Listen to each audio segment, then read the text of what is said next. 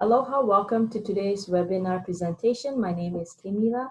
We are here at Brigham Young University of Hawaii, and we are hosting today's webinar with Lucretia Hussein in preparation for our Asia Pacific Career Conference, a 4-day conference held here at Brigham Young University of Hawaii, designed to help students that are interested in employment in Asia Pacific to connect with employers with recruiting demand. Today, we are learning from Citizen Constitutional Forum Limited with Lucretia Hussein in Fiji. Let's begin our webinar. The time is now yours to share your presentation. Thank you. Okay, thank you. So, like you mentioned, my name is Lucretia Hussein, and I'm currently with the Citizens Constitutional Forum, which is a local non-governmental organization here in Fiji. We have about 20 years experience in community education and advocacy on areas such as the Fiji Constitution, areas of democracy, human rights, and multiculturalism. So CCF is obviously not aligned to any political party here in Fiji. We're nonpartisan, and we're known for our dedication and effectiveness within the local civil society sector here in Fiji. Our organization came about in the aftermath of Fiji's first military coup, which happened in 1987. And a group of concerned citizens, you would know them as, I guess, the founders of the organization. They established this Back to Early May movement. And it was called the Back to Early May movement because it was a group of citizens that were concerned and wanted the government pre-coup to be reinstated. So the coup happened in May of 1987, and so that's why it was called Back to Early May movement. So several members of this founding group, they began organizing and mobilizing people to take part in, public discussions, public discourse. And people came together from, academia. You had trade unionists, other members of civil society organizations. You also had faith-based organizations attend these meetings. And so over a series of meetings in 1991, they agreed to adopt the name Citizens Constitutional Forum. So really, it started as a fluid forum, just getting together, talking about issues of democracy and how to return to a true democracy. Unfortunately, CCF was deregistered in 2003. So pre-2003, we were registered under the Fiji Charitable Trust Act. So a lot of non-governmental organizations have that type of registration here. And under the Garissa government in 2003, we got deregistered. And so we had to re-register. Unfortunately, we didn't qualify for the Charitable Trust Act. We had to register as a company. So if you look at our name, it says Citizens Constitutional Forum Limited. However, we're a not-for-profit company, limited by guarantee.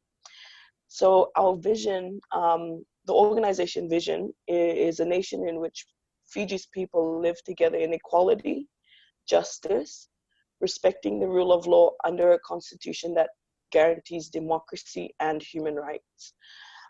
Currently, we have 4 program teams, and these are namely the research team, communications and media team, community education team, and the policy and research team, which is all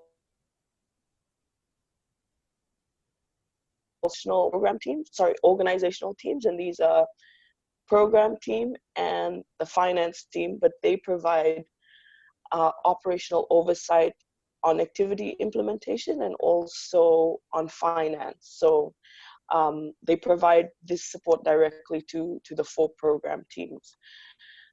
Each of these teams have specific roles and responsibilities which contribute to progressively, achieving our organizational vision. So I'll just give you a little overview. The research team is involved in desk and field research, and research topics vary from land issues, mining issues, extractive industries, international core United Nations treaties, international treaties, which Fiji signatory to or party to. We look at anti-discrimination, youth engagement in governance and democratic processes.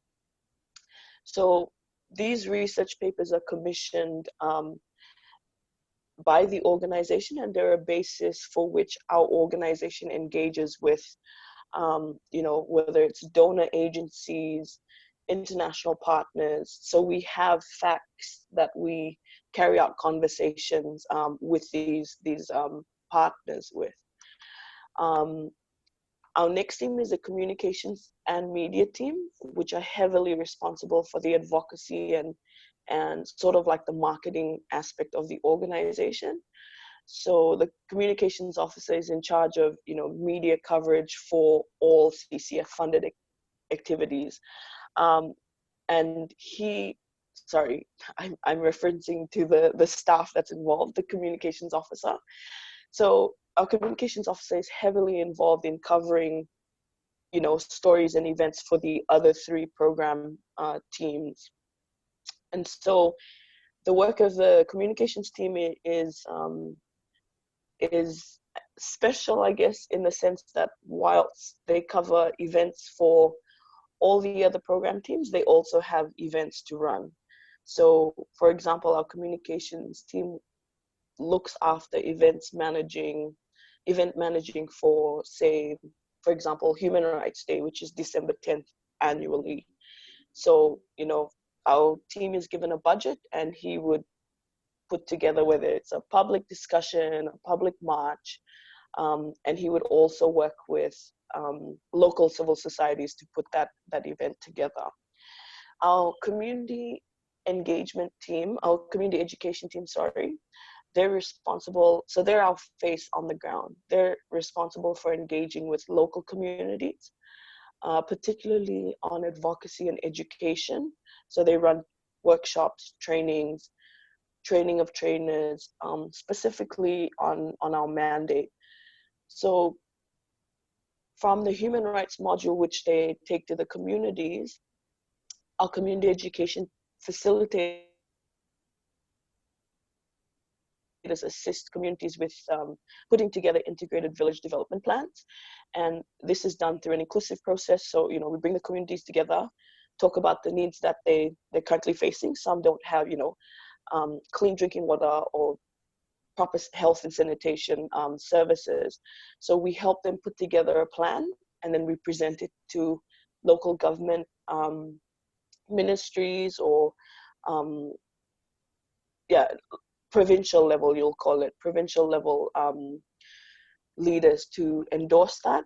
And then when it's endorsed, it's taken up to ministry level. Here it's called the Itauke Affairs Board. They would normally endorse it, and then it is reflected in the budget. Say, for example, if a community needed a bridge for children to cross in order to get to school. And if it's endorsed at the highest level, then the national budget would reflect saying, a bridge is going to be built in this certain community. So that's some of the work that we do in community education. Our final team is the policy and research team. And this team is responsible for all the legal stuff. So vetting any official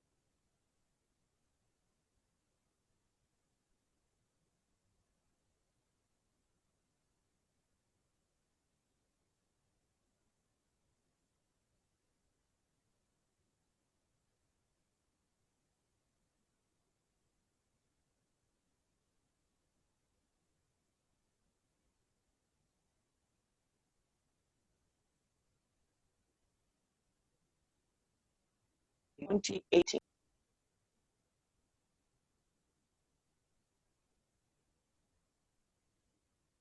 Sorry, I think we got cut off. Yeah, it kind of happened on our side as well. We weren't sure what happened. It seemed like there was a lag. But Oh, okay. yes, ma'am. Sorry for that. I'm not sure if it was our side. That's fine. That's fine. Um, okay. Oh, do I just continue? Yeah, just go I ahead. can't remember. Okay. So for the legal team, an example would be, before we carry out any activities, they would run like a risk analysis matrix with the team, looking at, risks externally that would affect the implementation of the activity, but also internally, and always have like a risk mitigation plan. So, if this happens, these are the steps we'll take. If the, just being able to manage that risk so that we have um, so that we avoid any hiccups in the activity implementation. Um, a lot of people refer to us as, so those are the four teams at the Citizens Constitutional Forum. A lot of people refer to us as the watchdogs for government. And a lot of times, because our name automatically is, non-governmental organization, people automatically think that we're against the government. With the work that we're trying to do, we're trying to complement the work that, various ministries carry out. Sometimes they might not have resources to get information out to communities, and that's where, local civil society organizations come in. We're also, I guess we're also known as the watchdog for government because, whenever there are human rights violations here in Fiji, you'll see a bunch of us come together or as individual organizations calling on the government to, respect human rights of our citizens. And so a lot of the and a lot of the work we carry out, I must state, is strategically planned around, the legislative environment here in Fiji. If you look at the work of our organization, 20 years ago, we were able to, if, for example, we didn't support a certain law that came out, we felt that it restricted, movement or freedom of assembly. 20 years ago, we could take the streets with placards and, show our dissent peacefully, but also publicly. People could see us on the street advocating for this. Because we have the Public Order Act now, it's different. We need to get, permits to be able to assemble on the streets. So a lot of our engagement is very strategically planned because of, we don't want to be sued or taken to court for a public gathering organization. So a lot of what we do takes a lot of planning as a team. We also consult with our local civil society partners. So, they may be able to input into our strategies. We have a lot, we belong to, a large number of consortiums of sorts, solidarity movements within the local civil society sector. We belong to the NGO Coalition for Human Rights. We call it NGO CHR. So that platform, you'll notice if you look up the news, we're almost issuing statements every 2 weeks, calling on the government to respect human rights or, so we belong to a sort of a safety net of organizations that do similar work. I think that's about it. I think I've covered a lot of about our organization. Well, that's perfect. Do you have any questions? I do. Sorry, frog in my throat. No. First off, thank you for your presentation. And we do have a few questions that we'd like to ask just to clarify a few points and because we're genuinely curious about your organization. Miss Lucretia, I'm sorry, were you trying to say something? No. All right. My question for you is, who are your target interns or employees here? So we've had, I think in 2019, we took on two BYU-Hawaii interns for the first time. And they were political science majors. I was a political science student. I think we are interested in political science, students with political science background, but we also see, Pacific Island Studies is,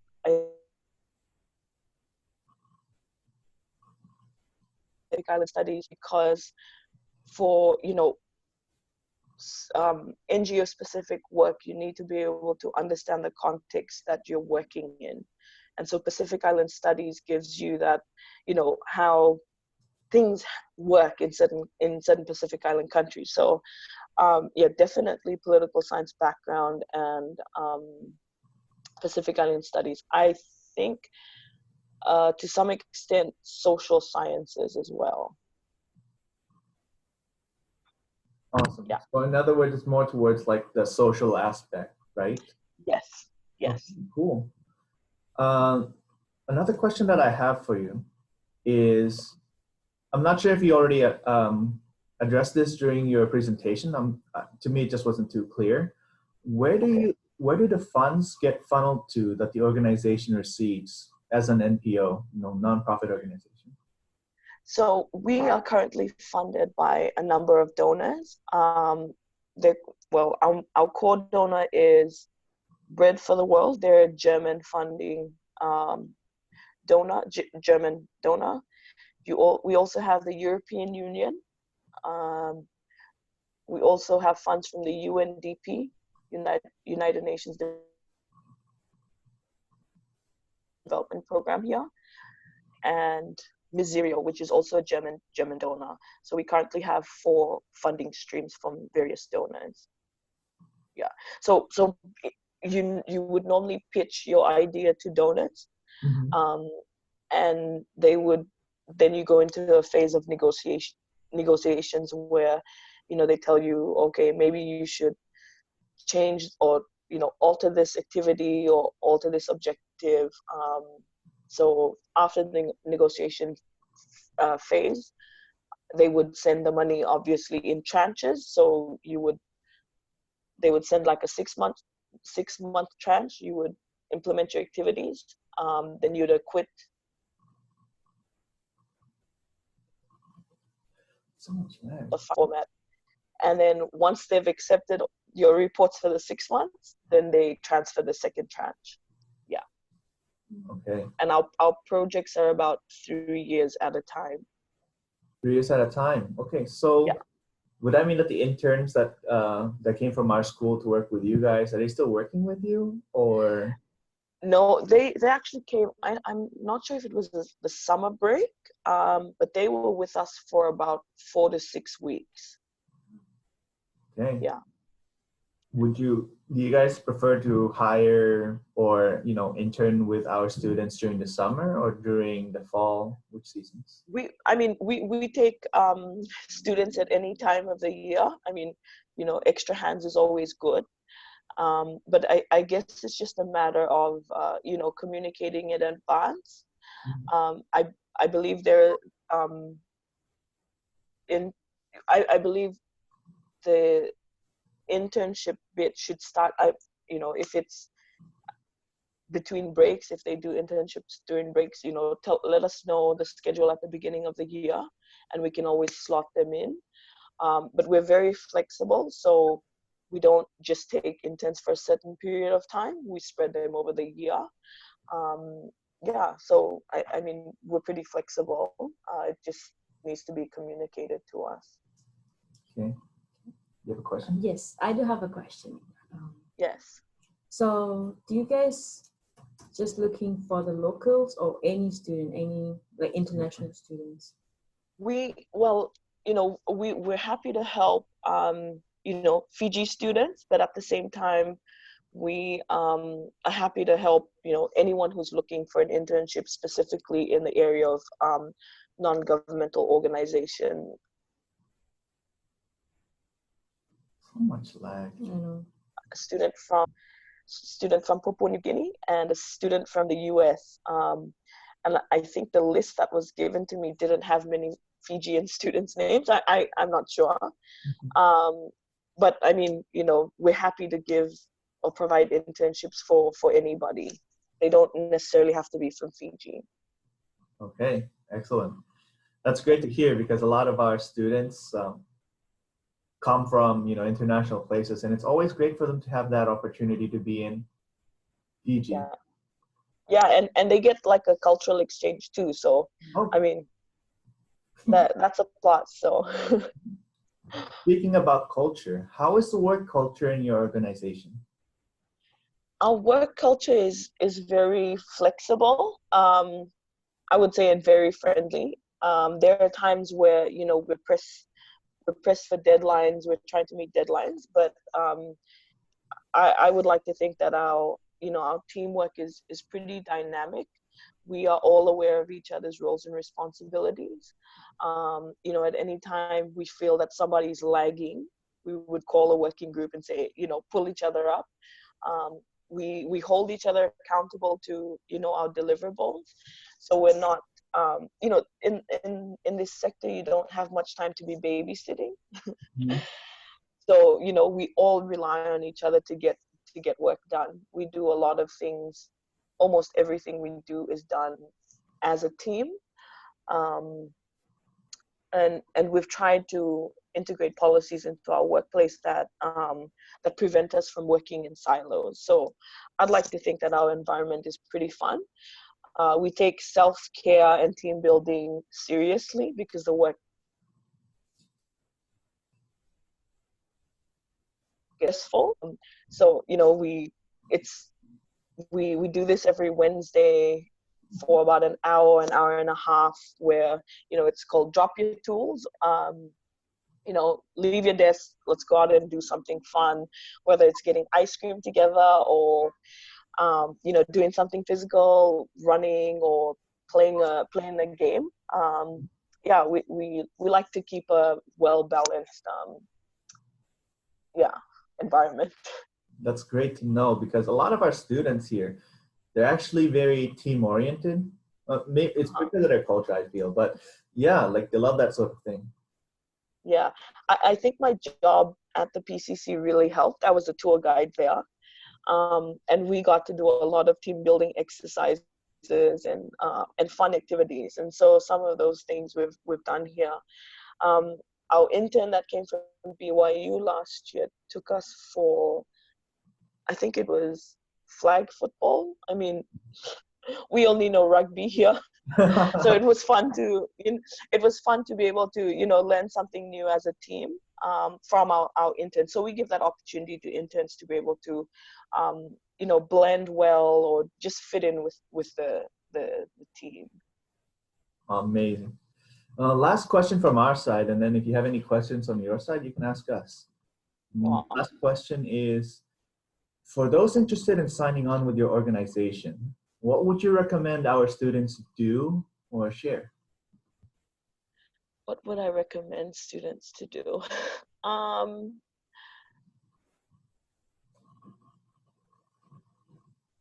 What would I recommend students to do? I don't know.